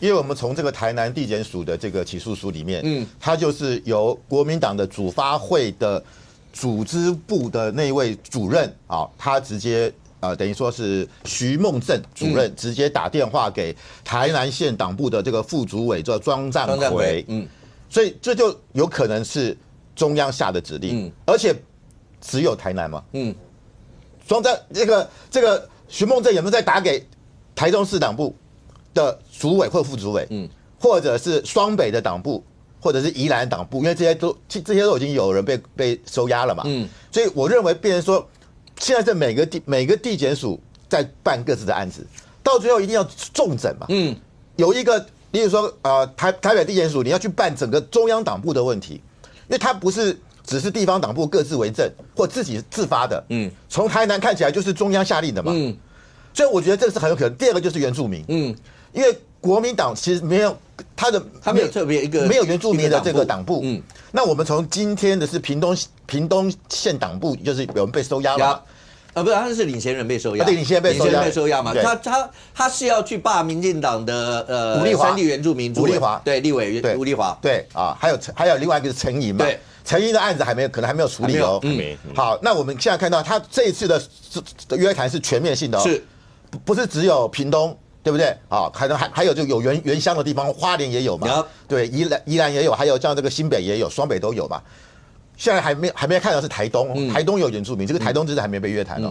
所以我觉得原住民这一块就是剑指也是党中央嘛，因为他们党中央主发会下面有一个任务编组，就是原住民委员会，那这个委员会是听主发会主委的，所以我觉得从这些，他看起来，我觉得下个礼拜中央党部被搜索的可能性是相当大。我是觉得很对。那刚刚讲过，就是说，现在国民党现在整个的这个羁押，光是党员的党的干部的羁押是16个嘛。我们知道本来这个包含像张渊祥，本来他是已经被交保，对啊，他带电子脚镣，本来应该是15个，那现在又多了一个啊，就原住民这16个。所以这是一个很普遍的现象。台北市3个，新北1个，宜兰3个，基隆3个，高雄1个，台南2个，台中2个。然后现在又多一个原住民啊，屏东的1个，所以变成说，这个如果是一个单一现象，我觉得朱立伦说啊，这个是什么政治打手啦，这个是啊用政治影响司法啦，或者用这个法律来迫害在野党，我觉得说得通。可是他今天如果是一个铺天盖地的案子的话，我觉得朱立伦讲这个一般民众不太相信，因为我们现在要羁押，不是检察官说押就押，不是说调查局说押，是要法官同意。你说一个法官这个招金那就算了。一个法官恐龙 ，OK， 总不可能16个法官都恐龙了吧？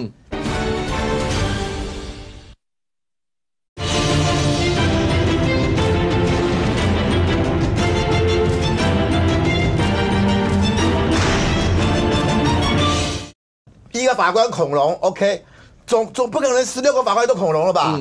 然后大家得了集体恐龙症吗？那大家不会相信嘛？然后你要说什么政治干预司法，不要忘记。台湾最大的政治干预司法的案件是什么？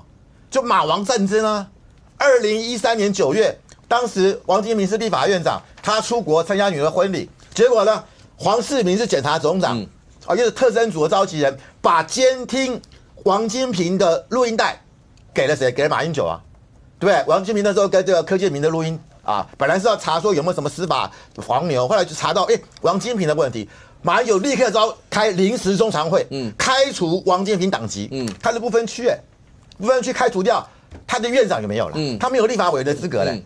所以这马英九是硬生生拿着黄世明给了监听资料，直接进行政治斗争。说要讲政治干预司法，先去问问马英九。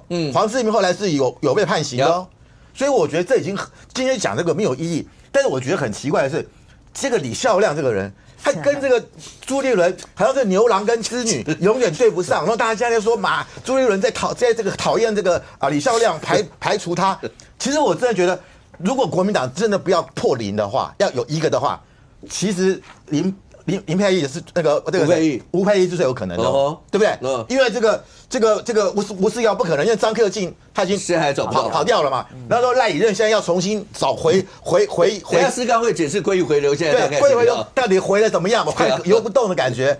好，那这只剩一个，就最有可能的就是吴佩仪嘛。那这个时候，这个李孝亮应该是全党最支持的人啊，应该朱立伦应该把他抱住，辛苦了，孝亮妈妈这样子不体谅你，你为了党这样的牺牲，还差点被收押，你还抱着被收押的这样的一个决心，要跟林觉民一样，我封你为林觉民在世，对不对？朱立伦应该这样做吧？结果没有。上个礼拜这个礼拜六，李孝亮在前一天在脸书上写什么？朱立伦主席将亲自领军，号召全台有志之士为中正万华发声。而且讲什么？不管天气如何，我们一定到这一仗风雨是考验，但我们的信念不会退缩。讲得多么义正言辞。第一个，他知道朱立伦会出现在东门市场；第二个，他会从万华跑去跟朱立伦合体嘛。结果呢，当天的确下雨了。朱立伦说，基于党员的安全，我们这个活动取消。结果李孝亮怎么办呢？当然就回去他的万华的老根据地了嘛。就没有，就忽然朱立伦又说我会到现场。那李孝亮不傻眼了吗？你是为了因为我不去，所以说你故意放了个消息说我们这个东门市场的活动不办了，然后李孝亮就不会来了，不会来，我刚才说我要出来。然后那天很多媒体不爽是什么？很多媒体的他们有发彩通哦，很多媒体记者都过去了，结果国民党说朱立伦不来了，大家都散了嘛，只有一家。就是跟国民党关系比较好的媒体，后来他们在现场赌他们是不是有独家？就有独家了吧？你国民党，你朱立伦把这个独家给了对你友好的媒体，然后呢，其他媒体都被耍了。所以，然后李孝亮更是怎么会变成这样子呢？我觉得好像就王不见王啊。然后你看这样，这个他们昨天在这个台北市党部办的那个车子的那个活动，战车活动，谁最应该出现？李孝亮啊，对，结果他反而没被通知，不请自来。然后今天的这个记者会，他好像也没被通知，有通知，他是记者会的主讲人之一，只是要道歉，分配他不是要讲道歉，是要讲这个，是要讲这个线上地图联署的。好，他道歉，当然也摸不着头绪。他说我害了这个朱立伦是被骂。那这人不是更火？你哪壶不开提马壶？不是你陷我于不义。对呀，那是不是我今天我在欺负你？对啊。那我觉得李孝亮他真的他可能真的不晓得国民党是论资排辈啦。你这种入党才1年多的人，你凭什么资格跟我们党主席直接面对面啊？对不对？找个组织部的主任就了不起了。所以我就觉得他搞不清楚状况，然后真的我觉得他就这个天兵啊，然后就不断的接受媒体访问，然后要么就是整个人呆住，我也不知道怎么回答。有人说他是不是装的，就看了很多言论，他甚至还说我要透过民众党去跟朱立伦见面，你怎么会透过民众党呢？这不舍近求远？有人就讲说他在抖音上面的话，你看到他的一些表现跟其他一些地方感觉上又不太一样啊，而且他好像很肯定民众党的这种动员能力嘛，所以有人说他是不是装的？就他这个场面，他是假装很可怜被欺负，可是他在抖音上生龙活虎，那会不会他明年如果国民党没有提名他选市议员，那搞不好参加民众党啊？民众党搞不好有可能哦。廖世刚，你们的归于回流现在还有机会吗？还有机会。这个我本来坦白说了，我本来对归于回流这个计划抱持着观望的态度，因为第一个你要叫那个2000多位再填一个同意书，然后再寄回来，那确实是过去没有的经验，也没有的经验，然后再加上这个投递的这个有时候总是有点落差啊，时间，然后他要填这表，后面是不是符合这个填表的格式等等。但是我后来问，情况高于我的预期，高于我预期，所以我现在对于这个在时间内达标，我是有信心的。詹里长同意了吗？啊，詹里长就是那个被捕的，对。哦，他基本上他 OK 了，他 OK 了。因为如果他不 OK 的话，这件事情也不用做。是啊。如果说他不 OK 的话，那你就怎么归于回了，也不必去记这个回信封了嘛。那所以我觉得这部分就是我们在这个过程当中就面临到很多的波折就很多波折。那也可以反映出，其实两党的这个支持者其实性格有点不太一样。这个人性格不太一样。我们的自己支持者基本上就是说，对于罢免这个本来就不是这么的意志高昂。不是那么意志高。可是你们一定要吹得出来，一定要吹得出来，但是要让吹出来，大家这样稳住席次的热情。要把这个票把它吹出来。你就说，比如说像赖士葆，也许你们怎么酸什么徐小金等，你还会去举出一些极端的情况。那赖士葆那都做得好好的，他这么多年来服务的也很 OK。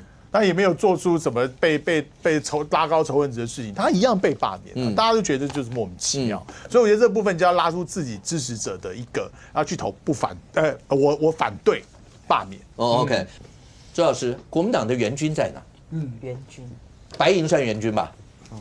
刚刚讲到，其实过程当中，刚刚波基讲说，馆长是不是在礼拜六会希望能够帮他们在世营万华这个地方？黄昌讲说，在5月18是不是在台中要办？在台中要办一个要退货赖清德是吧？对，好像要退货赖清德。OK， 现在反正蓝白摄影现在一定要找到赖清德，我觉得这应该是在第3阶段，他们的主轴就是总要有一个稻草人嘛。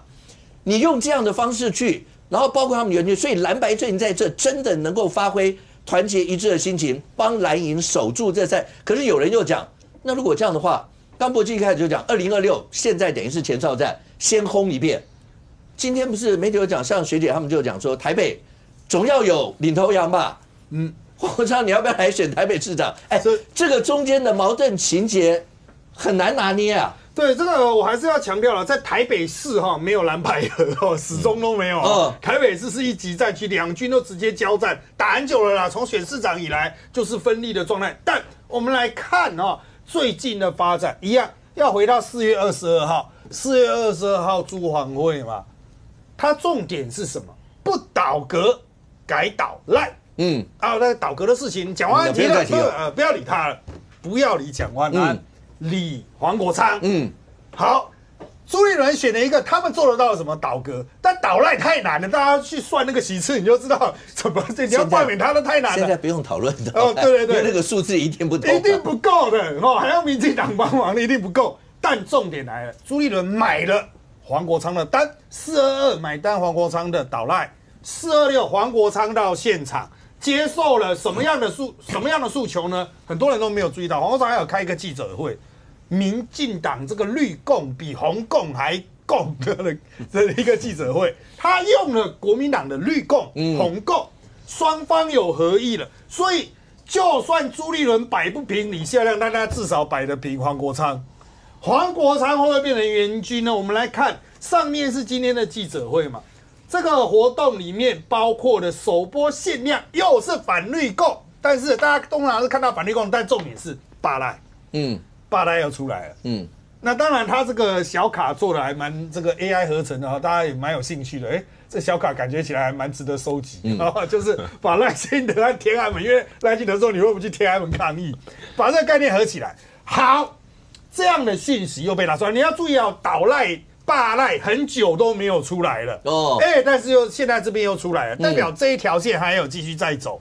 好，重点是民众党也开记者会，他说他会有一个518他们自己民众党的活动办在哪里？台中。好，我们来看这个阵容，当然他诉求还是说要退货赖清德。哇，这是赖清德那之前他们的那个一个宣传词嘛要退货这个哇要给他加下去。好，但重点是谁来？可以看到这边的角胶台中三帅有来，台中旧市区三帅有来，旧县区的三老他们可能你没有别的词吗？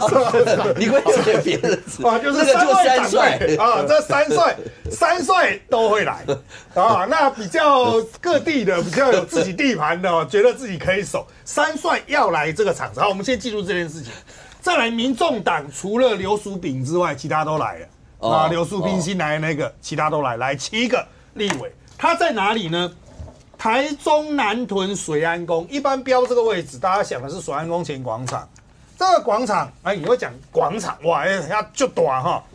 水安宫前广场，它其实是捷运站附属的空地，它有多大呢？我们这个刚刚摄影棚旁边的那个停车场，范世平老师停很久了，对，3倍大，3倍大。3倍大也不大，不大，对啊，不大。他来了多少个立委？10个只有在现场一定会非常热闹，对，人满到不行嘛，所以理论上应该要非常热闹。但是你也就是你这个东西让外地看，哇，这个政治意义象征就是白银来救这3个了，因为这3个能够上，其实当初就是柯文哲最后帮忙推一把嘛，拍的影片这个罗廷伟怎么样帮忙讲嘛，那事后还衍生一大堆后续的故事，但现在都不是重点，重点是这3席白银要救。如果传达出来的讯息是这样就够了，你不管现场白银来多少人黄国昌只要在现场拉的这3个，就说现在他们是被民进党迫害，我们一定要去怎样站出来，我们要给他相挺。好，如果黄国昌给了这样子的讯息，第一个，这3个能不能多少加一些不同意票？多多少少是有啦，但是也可能会有多一些同意票。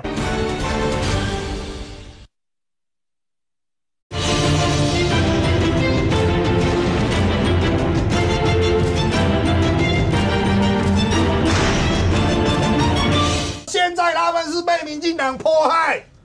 我们一定要去怎样站出来，我们要给他相挺。好，如果黄国昌给了这样子的讯息，第一个，这3个能不能多少加一些不同意票？多多少少是有啦，但是也可能会有多一些同意票，因为是黄国昌嘛。但重点是，这一个援军到底是谁叫来？朱一伦叫来的，还是卢秀燕叫来的？因为卢秀燕没在现场，我们只看到朱立伦之前跟黄国昌有合作。所以这会不会是朱立伦最后手握的一个，不能讲说是什么救援的那个很强多强但至少他还有黄国昌这个吊得动。那如果这个场子做得起来，其他桃园要不要有？比如朱立伦自家原来的最早的地盘，陈上正应该不会有意见吧？黄国昌你就来我们这6期也是办这种活动让他站一下。如果办多了，我就说这种次数办多了，其他地方会不会有压力？台北市你要不要整合？那这个就牵涉到，就是又回到刚刚我们讲的黄国昌要不要选台北市？新北市也许都比民调，那个最后面也不比了。那是不是我要回来台北市，重新抄台北市的盘？这种对话性就很强，黄国昌就可以从最近比较边缘化，又再次回到台湾政治，你要说赛局的核心里面。虽然他这支援兵好像看起来并没有特别多威，但是他就有了个下棋的空间，他可以利用。跟这些国民党有罢免危机的委员，不能说趁人之危了，但是你总是会需要我吧？那我就慢慢重建我的政治地位，到最后面你蒋万安买不买单？要不要让我帮徐巧芯帮他们来办一场大的？哇，这个可是你办一场大的，万一真的这么成功，这什么？你如果真的要帮民众党在2026选举要当他们的母鸡的话，那对蒋万安来讲，那我为什么要帮你这一段对，这就是现在最麻烦的。拿石头来砸自己脚。对这个就是现在最麻烦的。在台北到底需不需要黄国昌嘛？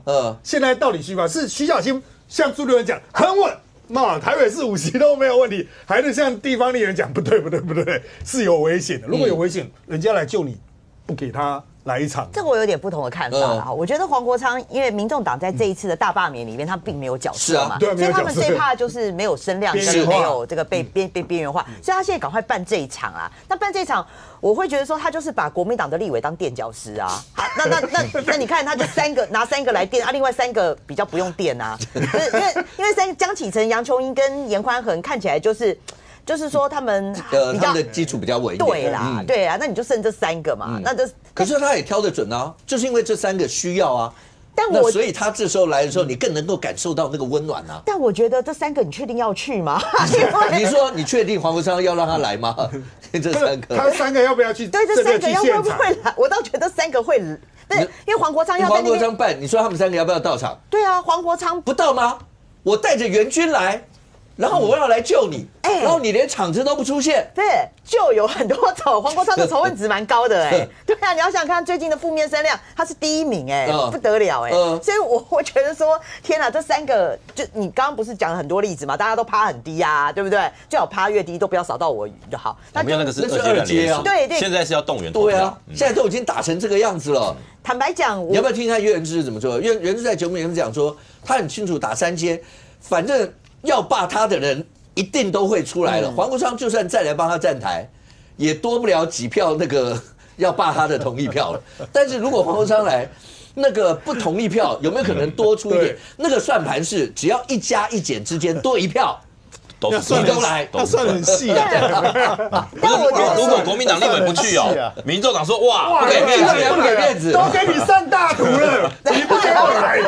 那你要想想看，为什么人家另外3个比较稳的就不去，对不对？哎呀，这个3个就要去。可是那3个比较急，这个在市区啦，这个在市区啦，这是我就举嘛，像在县区，对，小哥刚才的例子嘛，我举这是唐肃宗、唐太宗啊，到底要不要借吐蕃和回鹘嘛？对，你要不要借嘛？打不赢安禄山啊。可是你要有郭子仪哦，对，你要有郭子仪哦，你自己要有一些人，然后人家来，你至少压得住。好吧，那所以就这一场就是有人要垫饺子，有人愿意被垫嘛，就这样啊，对啊。可是不管你说要垫饺子、被垫或者什么的话，但我所有的目光焦点，平常讲黄国昌这一次要办这种活动，时间点抓得也准。为什么？520是下个礼拜，对不对？对，518，而且那个标语叫什么？退货啦，退拉，就摆明了就是要也是一样的，把赖清德抓出来当做一个稻草人，就是这样啊。那他摆明了明着就是要帮国民党，我是援军来，然后你们讲，那骨子里面当然大家讲多多少少2026这一仗，那我现在示你好，那接下来呢，是不是就这样？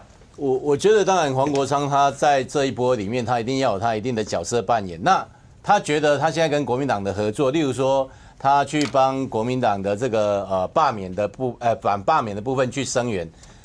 那刚大家都在讲说台北市的这个台北市有蒋万安啊，是啊，所以台北市你觉得台北市国民党有可能让吗？不可能啊，因为第一个他是蒋万安是争取连任，当然基本上争取连任在党内都一定顺理成章就是他，除非他有什么案子啊、贪污舞弊然后被抓，那另外一回事。可是如果没有，我相信各党几乎都是顺理成章要连任。好，那如果台北市没有的话，那过去他是戏子出身的嘛，黄国昌是新北的，所以我觉得可能他在戏子这一区，在新北这一区，黄国昌会有一些想法。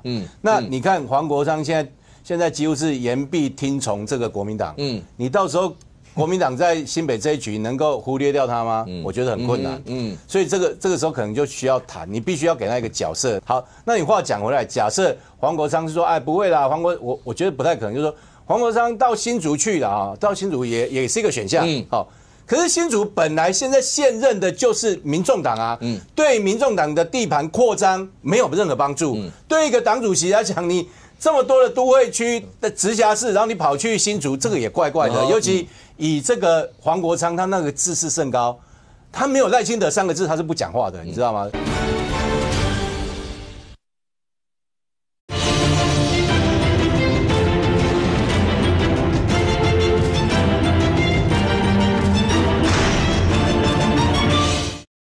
以这个黄国昌，他那个自视甚高，他没有赖清德3个字，他是不讲话的，你知道吗？任何事情他一定都是只要有赖清德3个字，他就一定出来回应。任何只要没有赖清德3个字，你笑他、亏他、损他、骂他、由他，他就一切由你这样子，他完全不会。所以我认为以他这样的一个他自视甚高这种高度我觉得恐怕2026年新北市长国民党可能没有跟黄国昌好好的进行整合的话，可能未来会是三国鼎立的状况。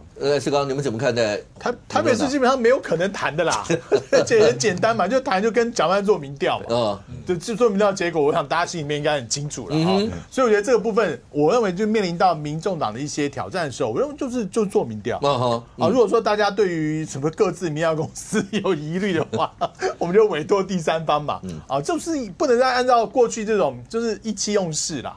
那意气用事就出现到很多的结果。你说意气用事就是讲说，因为这样大家都没了，都没有嘛。然后今天眼下你们会需要民众党的帮忙？我觉得在这部分就是现在是交朋友的时候，多多益善啊。而且民众党有些朋友，我看一些小草也在我们这些区里面也在做联署的工作。OK， 他也是自己摆摊做联署的工作哦，也没有什么民众党的名单，他就自己自动自发。所以我觉得在这个时候大家就统合力量。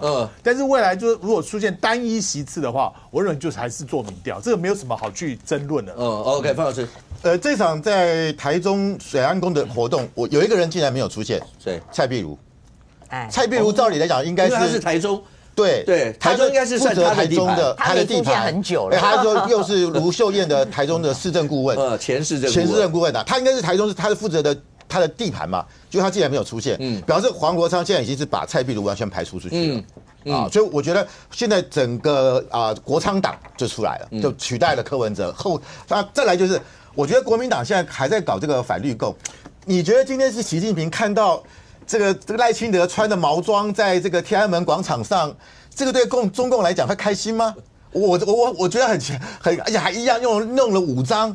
那中共现在把赖清德已经说的是几乎是已经是这个反共第一要角的，就你说他是共产党员，戴着毛帽穿着毛，这个很逻辑很怪，而且你要反绿共，那你反不反红共呢？因为所以我觉得，那你把这个你当然你是为了丑化民进党，所以你说他是绿共嘛，那等于说共产党3个字在台湾是 dirty word， 是脏字啊。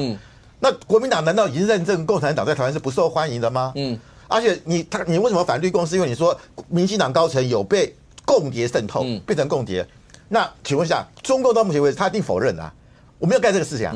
但是国民党认证了，你中共有派共谍渗透台湾。好，那今天赖清德共谍有没有办了？接下来有没有可能有蓝共？有没有白共？到时候如果真的有蓝共，那你朱立伦你敢出来反对吗？所以我觉得搞这个反绿共不但中共不开心。而且我觉得台湾民众也不相信，因为赖清德已经把对岸视为是境外敌对势力。那国民党要不要接受呢？好，所以我觉得这些都变成是一个逻辑错乱的问题。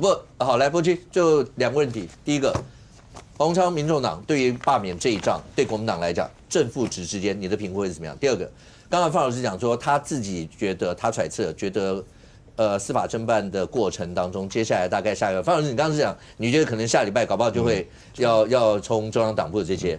你觉得，因为今天是屏东，然后又有一个收押，你觉得接下来会很快烧到中央党部吗？